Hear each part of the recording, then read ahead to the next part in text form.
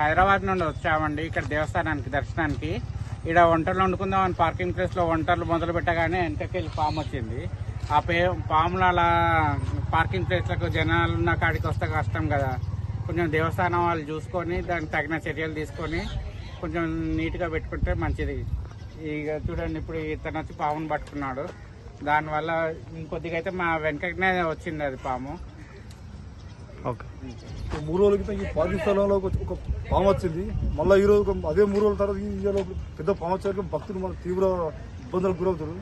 ఈ రాజరాజేశ్వర స్వామి దేవస్థానం EO madam కానీ వేరే సిబ్బంది కానీ పట్టించుకునే యొక్క తగు చర్యలు తీసుకోవాలని డిమాండ్ చేస్తున్నాం. ఓకే.